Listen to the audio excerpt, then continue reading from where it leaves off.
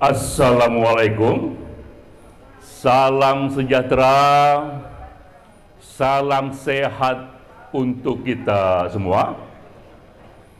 Yang saya hormati para senior di sini, teman-teman sekalian, dan dua pembicara kita. Pertama, Pak Bertolt Nebhauser, yang kita sebut Pak Trum, datang khusus dari Jerman. Tepuk tangan buat Pak Trum. Pembicara kedua, Pak Juanda. Mana Pak Juanda? Dari iCommunity, tepuk tangan buat Pak Juanda.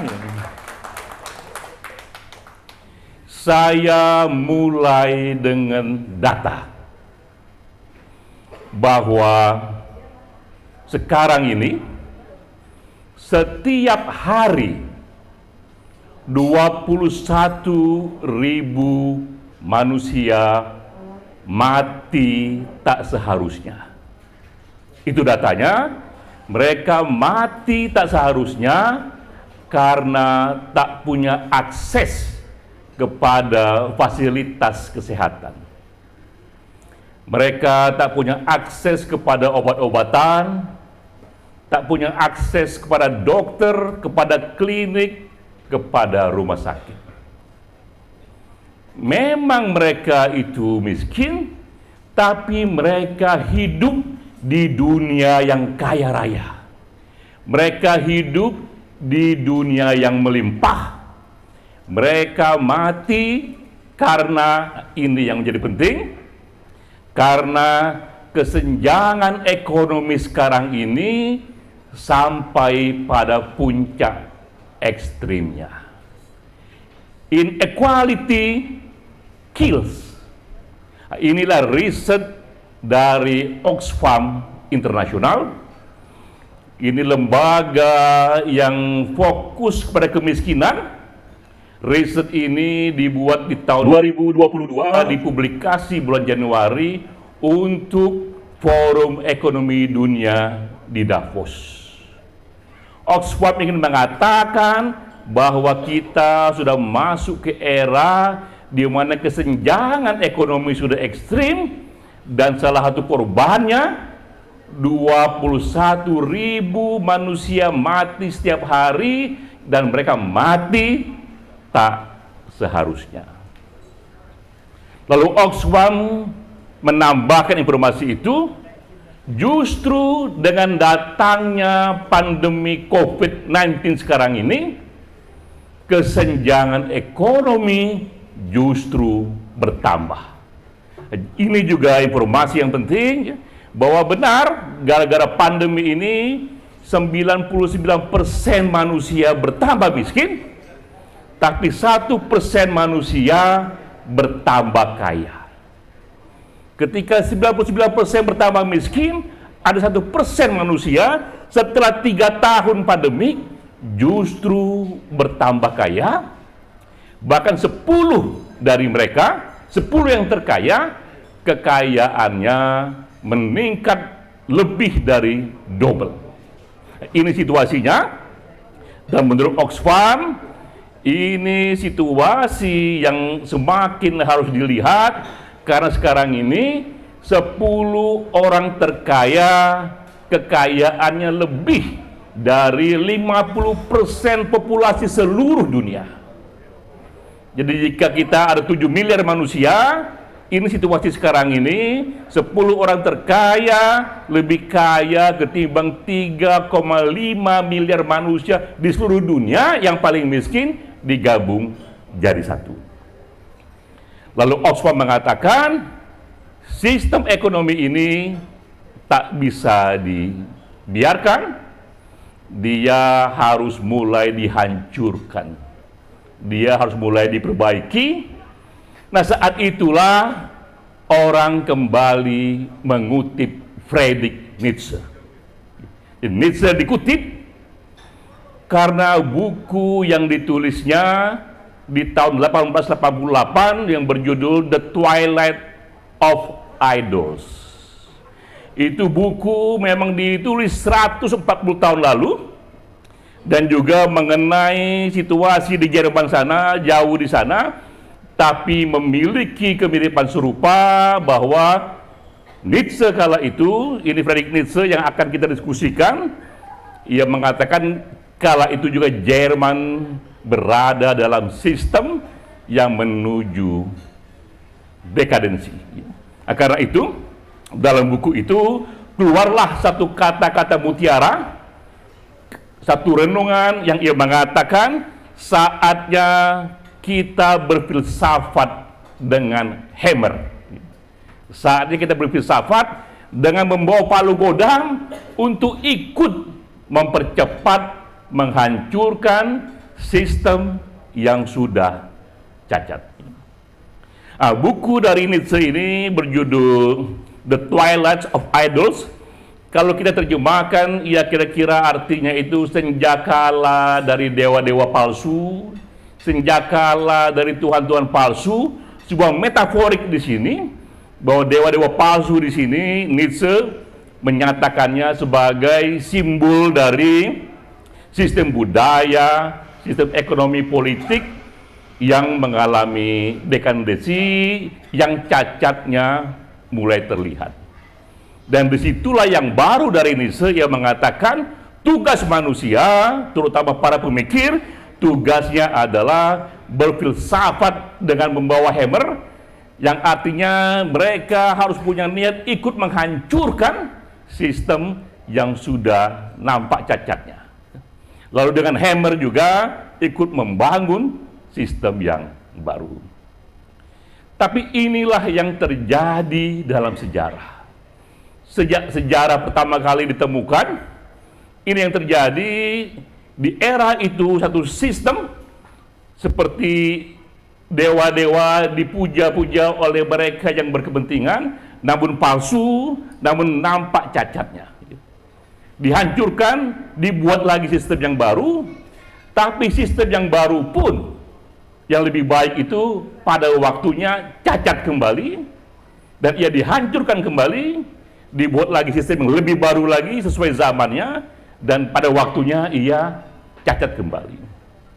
Karena itu bagi Nietzsche, tugas filsafat menjadi permanen, karena dia dimanapun ia berada, kapanpun, tugasnya adalah memang berfilsafat dengan hammer, ikut menghancurkan status quo yang sudah nampak cacatnya, dan membangun lagi status quo yang lebih baru. Ini Nietzsche 140 tahun yang lalu, dan kita hidup ketika zaman sudah lebih banyak berubah, dan kita berdiri di atas pundak Nietzsche, melihat jauh yang lebih luas. Karena dalam sejarah kita melihat yang membuat hancurnya sebuah peradaban dan yang membuat terbangunnya peradaban baru, di samping filsafat atau lebih luas lagi di samping mindset, yang lebih berpengaruh dan lebih masif adalah datangnya teknologi baru. Teknologi baru inilah yang membuat sistem lama hancur, tak lagi relevan. Jika kita melihat datangnya peradaban, ini dimulai dengan peradaban mereka yang berburu. Cara survive adalah dengan cara berburu, lahirlah berbagai nilai-nilai saat itu yang fungsional dengan cara berburu. Kemudian datanglah teknologi pertanian, teknologi yang bisa membuat orang menetap di satu wilayah, lalu lahirlah kota di sana, lahirlah budaya di sana, karena orang sudah bisa menetap. Lalu pelan-pelan teknologi pertanian ini membuat teknologi atau peradaban perburuan dia merosot. Datang lagi kemudian teknologi industri. Ditemukan kapal uap, kereta api, apalagi listrik. Pelan-pelan pabrik muncul, dan lama-lama peradaban pertanian itu merosot, tak lagi fungsional, dan diganti oleh peradaban industri. Datang lagi teknologi baru, terutama di sana media sosial, internet of things, yang juga membawa satu revolusi informasi, yang akibatnya revolusi industri pun pelan-pelan mengalami masa surutnya. Dan sekarang di era ini datang artificial intelligence, datang nanoteknologi, yang membuat juga revolusi industri yang dulu hebat sekali pun menjadi pelan-pelan nampak cacatnya itu. Jadi kita lihat dalam sejarah, memang status quo itu, sistem cacat itu, dia akan runtuh, tapi runtuhnya tidak hanya karena filsafat, runtuhnya terutama karena datangnya teknologi baru yang menghendaki kultur baru, yang menghendaki cara berpikir baru. Yang saya kutip ini hanyalah satu saja dari aforisme, dari kata-kata mutiara Nietzsche mengenai kita berfilsafat dengan hammer. Pak Trum ini bagusnya mengumpulkan begitu banyak kata-kata mutiara. Dalam bukunya, Pak Trum bawa bukunya Pak Trum? Tadi saya bawa buku itu. Buku Pak Trum, itu buku Pak Trum ya. Ini buku Pak Trum, Menjadi Diri Sendiri, kumpulan aforisme, kumpulan kutipan dan renungan-renungan Nietzsche dalam kata-kata mutiara. Saya tadi menyebut satu saja, tapi satu renungan Nietzsche pun efeknya, relevansinya bisa luas. Apalagi Pak Trum ini mengumpulkan begitu banyak kata-kata mutiara, aforisme, pepatah yang ia klasifikasikan menjadi 14 kategori, mulai dari moral, politik, kemudian juga sampai ke agama ya di sana. Saya sudah lihat 14 kategori yang dibuat Pak Trum, tapi ada satu kategori yang Pak Trum lupa atau tidak diperhatikan karena zaman sudah berubah, yaitu kategori entrepreneurship. Jadi sekarang ini juga era entrepreneurship, dan mereka yang bergerak di bidang entrepreneurship juga mencari kakinya kepada filsuf-filsuf besar. Karena itulah teman kita Juanda Rovelim, ia yang melengkapi Pak Trum akan membicarakan Nietzsche dari sisi entrepreneurship. Pak Trum membicarakan Nietzsche dalam bentuknya yang lama, seorang filsuf yang lebih banyak soal way of life. Kemudian Juanda akan membicarakan Nietzsche dalam bentuk yang baru, karena komunitas entrepreneurship sekarang ini banyak juga yang mencari kakinya kepada para filsuf-filsuf raksasa. Hari ini, serial diskusi ini soal Nietzsche, way of life dan entrepreneurship ini hanya pembuka saja, karena nanti kita akan membuat 12 diskusi bulanan. Kerjasama antara Satu Pena dan iCommunity, kita akan menyusun 12 buku-buku terbaru yang membuat kita paham zaman baru, yang membuat kita paham abad 21, yang membuat kita paham revolusi industri keempat.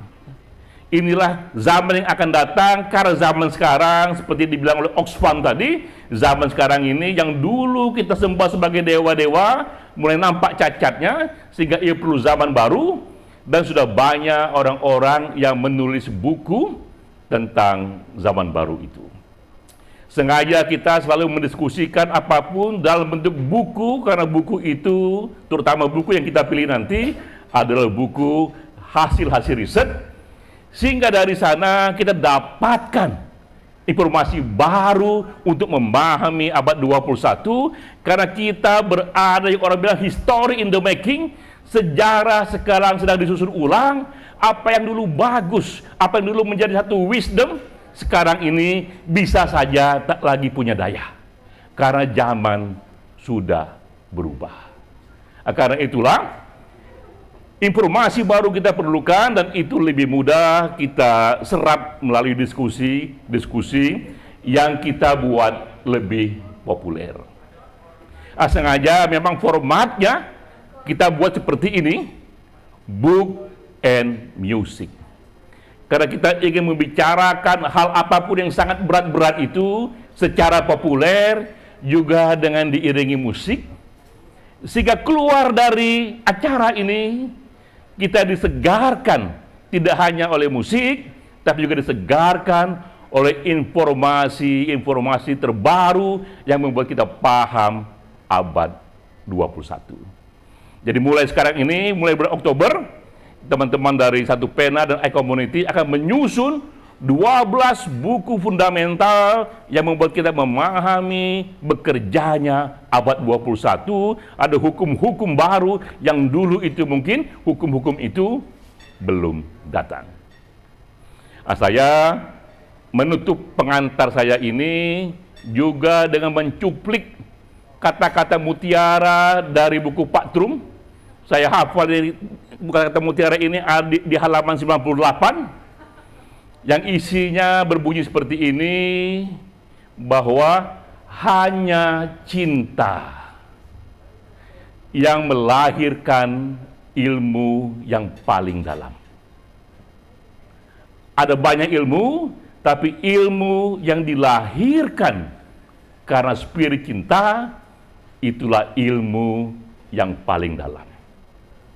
Karena itu pula nanti dalam serial diskusi kita, 12 bulan, 12 buku, kita pun akan memilih, menyeleksi, dan menyebarkan aneka pengetahuan dan ilmu yang spiritnya adalah spirit cinta. Wassalamualaikum warahmatullahi wabarakatuh.